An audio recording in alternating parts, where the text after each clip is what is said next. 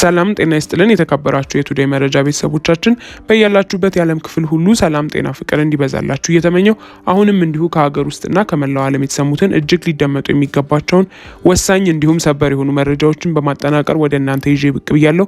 እናንተም ክቡራን አድማጮች ለጥቂት ደቂቃ እስከ ፍጻሜው አብራችሁኝ በመቆየት እነዚህን ወሳኝ የሆኑ መረጃዎች እንድታደምጡኝ እየጋበዝኩኝ ቻናላችንን ሰብስክራይብ በማድረግ ቤተሰብ ይሁኑ እያልኩኝ አበይት ነጥቦችን በቅድሚያ ወደ እናንተ የምናደርስ ይሆናል።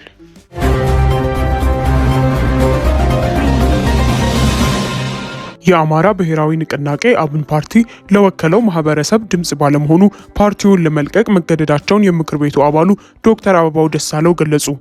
ዝርዝር ተጨማሪ ዘገባለን እናሰማችኋለን። ብልጽግናው መንግስት ካምፕ በገነባበት ቀጠና በኢትዮጵያ ድንበር አካባቢ የድሮን ድብደባ ተፈጸመ። በጉምሩክ የተፈጸመው የድሮን ጥቃትን ተከትሎ ሰብአዊ ጉዳት ሲያጋጥም በርካታ መኖሪያ ቤቶች መቃጠላቸውም ተነግሯል። ዝርዝሩን ይዘናል። አገዛዙ ተሐድሶ ሲሰጣቸው የነበሩት ኃይሎችን ወደ ፍርድ ቤት አቀረበ። በቁጥር 48 ይሆናሉ የተባሉት እነዚህ አካላት ለጽኑ እስራት የሚዳርግ ክስ ጭምር ተመስርቶባቸዋልም ተብሏል። ለቢሾፍቱ ኤርፖርት ግንባታ በወር 16.5 ሚሊዮን ሊትር ነዳጅ እየቀረበ ነው ተባለ።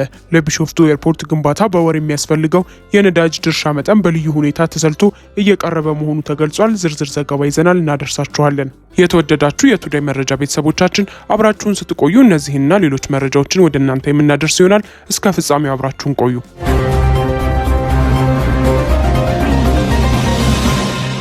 የአማራ ብሔራዊ ንቅናቄ አብን ፓርቲ ለወከለው ማህበረሰብ ድምጽ ባለመሆኑ ፓርቲውን ለመልቀቅ መገደዳቸውን የምክር ቤት አባሉ ዶክተር አበባው ደሳለው ገለጹ። የምክር ቤቱ አባል ዶክተር አበባው ደሳለው ባለፉት 5 ዓመታት ውስጥ በምክር ቤቱ የአማራ ብሔራዊ ንቅናቄ አብን ተወካይ በሚል በስም ቢጠሩም ወይ ቢወከሉም ሲንቀሳቀሱ የቆዩት የህዝብን ኃላፊነት ላለመክዳት እንጂ በፓርቲው እምነት እንደሌላቸው ከአሃዱ መድረክ ጋር በነበራቸው ቆይታ ተናግረዋል። ፓርቲው ካለፈው 6ኛ ጠቅላላ ምርጫ ከተካሄደ በኋላ ለአማራ ህዝብ የሚያደርገውን ትግል በፖሊሲ የተደገፈ አቋሙ ምን እንደሆነ በግልጽ ለአባላቱ እንደማያሳውቅ ተናግረዋል።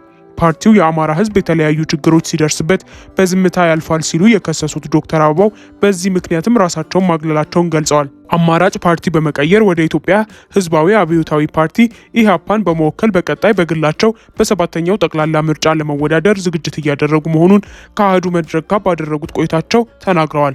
የአማራን ህዝብ በግጭት ምክንያት ሲፈናቀል ማንነትን መሰረት ያደረገ ጥቃት ሲደርስበት በስሙ የሚጠራው ፓርቲ ዝምታን በመምረጡ ከፓርቲው በፈቃደኝነት ራሳቸውን ማግለላቸውንም አስታውቀዋል። የትኛውም ፓርቲ የወከለውን ህዝብ ጥያቄ ይዞ ፖለቲካዊ ትግል ማድረግ እንዳለበት የተናገሩት ዶክተር አበባው በጊዜያዊ ጥቅም ተታሎ የህዝብንና የሀገርን ኃላፊነት መርሳት ውጤታማ እንደማያደርግም ገልጸዋል። አክለውም እንደ ሀገር የሚነሱ የህዝብ ጥያቄዎች የሚመለሱት በተናጠል ታግሎ ሳይሆን በጋራ መቆም ሲቻል ነው ብለዋል። ካለፈው ስህተት በመማር በጋራ ለሰላማዊ ትግል መቆም ያስፈልጋል ሲሉ አንስተው በዚህ መንገድ የህዝብን መብት ማስከበር አይቻልምም ብለዋል።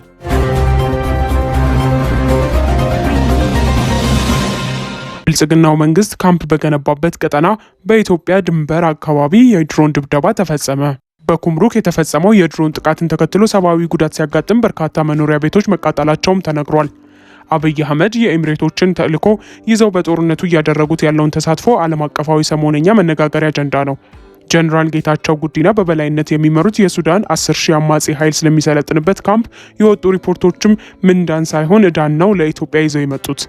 የኢትዮጵያ መንግስት በህዳሴው ግድብ አቅራቢያም የውጭ ሀገር ጦርን እያሰለጠነ ነው የሚለው የዓለም አቀፍ የመገናኛ ብዙሃን ተቀባብለውታል። ቱዴይ መረጃ ከወራት በፊት የብልጽግናው አገዛዝ በኢትዮ ሱዳን ድንበር ቤንሻንጉል ጉሙዝ ክልል ሚንጊ ተብሎ በሚጠራው ስፍራ አቡዳቢ ፋይናንስ የምታደርገው የተፈጥኖ ደራሽ ታጣቂዎች የሚሰለጥኑበት ካምፕ ግንባታ እየተከናወነ ስለመሆኑ መዘገባችን ይታወሳል። የአሶሳ ኤርፖርትም ወታደራዊ ማስፋፊያም ከተባበሩት አረብ ኤሚሬቶች የሚራገፉ ጦር መሳሪያዎችና የሚደረገው የማጓጓዝ ተግባርን በተመለከተ እንደዚሁ ብልጽግና እንደተመኘው አሊያም በተባበሩት አረብ ኤሚሬቶች እንደታዘዘው የሱዳኑ የእርስ በርስ ጦርነትን ወደ ህዳሴው ግድብ አቅጣጫ ወደ ኢትዮጵያ ድንበርም ጎትቶ ካመጣው ሰነባብተዋል። ዛሬ የተሰማው መረጃ ደግሞ የኢትዮጵያ ድንበር አካባቢ የድሮን ድብደባ መፈጸሙን የሚያመላክትም ነው። በኢትዮጵያና ሱዳን ድንበር አቅጣጫ ላይ በምትገኘው በሱዳኗ ጉምሩክ ከተማ ላይ ዛሬ በደረሰ የድሮን ጥቃትም አንድ ሰው መገደሉን ባለስልጣናትን ጠቅሶ የፈረንሳዊ የዜና ወኪልም ዘግቧል። ጥቃቱ የተሰነዘረው በሱዳን ፈጥኖ ደራሽ ኃይሎች አማካኝነት ሳይሆን እንዳልቀረም ዘገናው አክሎ አሳውቋል። የሱዳን ባለስልጣናት ለዜና ምንጩ እንደገለጹት በብሉ ናይል ግዛት ስር በምትገኘው ጉምሩክ ከተማ ድንበር ላይ በደረሰ የድሮን ጥቃት ሰው ሲገደል ሌሎችም በርካቶች ቆስለዋል። የብሉ ናይል ግዛት ባለስልጣናት እንደሚሉት ከሆነ በጥቃቱ ከደረሰው ሰብአዊ ጉዳት ባሻገርም 16 ቤቶችም ወድመዋል። ይህ በእንዲህ እንዳለ በሱዳን ምዕራብ ኮርዶፋን ግዛት በሚገኘው ተፈናቃዮች መጠለያ ካምፕ ላይ ባሳለፍነው ሰኞ በተሰነዘረ የድሮን ጥቃት ቢያንስ 15 ህጻናት መገደላቸውን የተባበሩት መንግስታት ድርጅት መግለጹም ይታወሳል።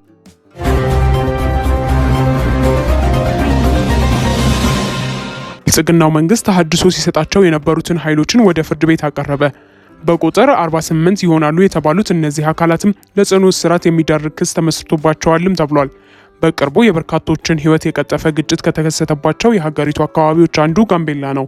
በጋምቤላ ክልል በተሃድሶ ስልጠና ላይ አጭበርብረዋል የተባሉ 48 የፖሊስ አባላት ፍርድ ቤት ቀርበዋልም ተብሏል። በቅርቡ በጋምቤላ ክልል የተከሰተውን ይህንን ግጭት ተከትሎ ለፖሊስ አባላቱ በሙሉ የተሃድሶ ስልጠና እየተሰጠ ነው ያለው የክልሉ ፖሊስ ኮሚሽን በግምገማ ወቅትም ማጭበርበር ተፈጽሟል የተባሉ 28 ሰዎች እስከ 1 ዓመት ተኩል የሚደርስ ጽኑ እስራት እንደተፈረደባቸው አሳውቋል። ሌሎች 20 የሚደርሱ የፖሊስ አባላት ደግሞ ጉዳያቸው በመደበኛ ፍርድ ቤት እየታየ ስለመሆኑም ተገልጿል። ባለፈው ህዳር የጋምቤላ ከተማ ፖሊስ ጽህፈት ቤት አዛዥ መገደላቸውን ተከትሎ በጋምቤላ ከተማ በኢታንግ ልዩ ወረዳ እና በአጎንግ ወረዳ ለሳምንታት የዘለቀ ግጭት መከሰቱም ይታወሳል።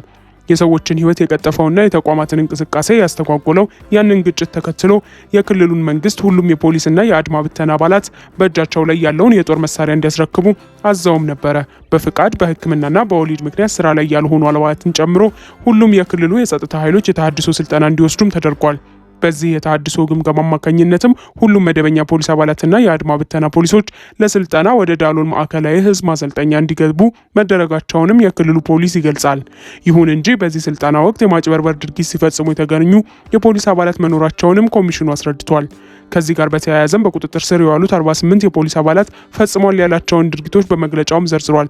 በቁጥጥር ስር ከዋሉት መካከል ከስራ ገበታቸው በራሳቸው ጊዜ ጥለው የወጡ እንደዚሁም በስነ ምግባርና በተለያዩ ወንጀሎች ተፈርዶባቸው ከሰራዊት የተሰናበቱ እንደሚገኙበትም ተገልጿል። ምንም አይነት ፖሊሳዊ ስልጠና ሳይሰለጥኑ ወይም ሲቪል ሆነው የገቡ ግለሰቦችም ተካተዋል ነው የተባለው። ለተሃድሶ የገቡ የጸጥታ አካላትን ወደ ፍርድ ቤት አቅርቦ ማስቀጣቱንም ገልጿል።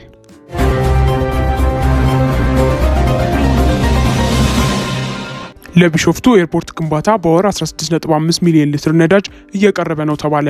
ለቢሾፍቱ ኤርፖርት ግንባታ በወር የሚያስፈልገው የነዳጅ ድርሻ መጠን በልዩ ሁኔታ ተሰልቶ እየቀረበ መሆኑም ተገልጿል።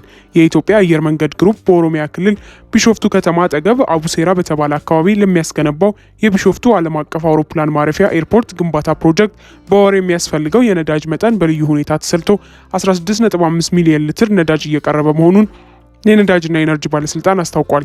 የቢሾፍቱ ዓለም አቀፍ ኤርፖርት ግንባታ መሰረተ ድንጋይ ጥር 2 ቀን 2018 ዓ.ም በጠቅላይ ሚኒስትር ዶክተር አብይ አህመድ አማካኝነት መቀመጡም ይታወሳል። የነዳጅና ኢነርጂ ባለስልጣን ዋና ዳይሬክተር ደስታው መኳንንት የቢሾፍቱ ኤርፖርት ትልቅ ሀገራዊ ፕሮጀክት መሆኑንና ራሱን የቻለ የነዳጅ ድልድይ ስሌት እንደተሰራለት ለሪፖርተሩም ገልጸዋል።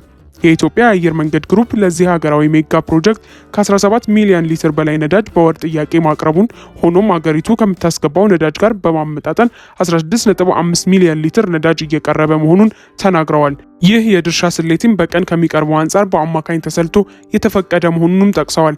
ለዚህም ሲባል የነዳጅ አቅራቢ ኩባንያዎች አስቀድመው ታንከር እንዲቀብሩ ከኮንትራክተሮች ጋር ውል እንዲገቡ መደረጉን ጨምረውም አስረድተዋል። በአሁን ጊዜ 3 ኮንትራክተሮች በፕሮጀክቱ እየተሳተፉ መሆናቸውን፣ ለእያንዳንዳቸው 7 ትልልቅ ኩባንያዎች ነዳጅ እንዲያቀርቡ ውል መገባቱንም ተናግረዋል። ትልልቅ ኩባንያዎች የተመረጡት ያላቸውን የሎጂስቲክ አቅም መሰረት ተደርጎ ነውም ተብሏል።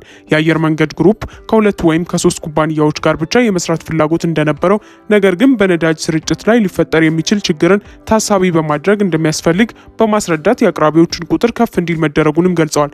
ወደ ሀገር ውስጥ ከሚገባው ነዳጅ 84 በመቶ በቀጥታ ለህዝብ አገልግሎት እንደሚውልና ቀሪው ለትልልቅ ፕሮጀክቶች የሚመደብ መሆኑንም ገልጸው በአሁኑ ወቅት ለቢሾፍቱ ኤርፖርት እየቀረበ ያለው ነዳጅ በልዩ ሁኔታ መደልደሉንና ቀጥታ ተጠቃሚ የሆነውን ማህበረሰብ ድርሻ እንዳይሻማ እየተሰራ መሆኑንም ተናግረዋል። ፕሮጀክቱ ምን ያክል ነዳጅ እንደሚያስፈልገው ጥናት ተደርጎ መፈቀዱን የተናገሩት ዶክተር ደስታው የስራ ሂደቱ ሲጠናከርና የተሽከርካሪዎች ብዛት ሲጨምር የሚቀርበው ድርሻ ከዚህ በላይ ሊሆን እንደሚችልም ጠቁሟል። የኢትዮጵያ አየር መንገድ ግሩፕ ካቀረበው ፍላጎት አንጻር በአሁኑ ወቅት እየቀረበ ያለው በቂ ነው ማለት አይቻልም ያሉት ዋና ዳይሬክተሩ በሀገር አቅም የሚቻለውን ያክል ለፕሮጀክቱ እየተሰራጨ መሆኑንም አስረድተዋል። ፕሮጀክቱ ቅድሚያ ከሚሰጣቸው ሀገራዊ ፕሮጀክቶች አንዱ መሆኑን ጠቅሰው ሆኖም ከነዳጅ ጋር በተያያዘ ችግር ስራው እንዲቆም እንደማይደረግ ግን ሳይጠቅሱም አላለፉም። ውድ ቤተሰቦቻችን ለዛሬ ያዝንላችሁን እዚህ ላይ ቋጨን። ላይክ፣ ሼር፣ ሰብስክራይብ፣ ኮሜንት በማድረግ ለቻናላችን ድጋፋችሁን መስጠት እንዳትዘነጉ። ከሌሎች መረጃዎች ጋር በድጋሚ የምንመለስ ይሆናል። እስከዚያው መልካም ቆይታ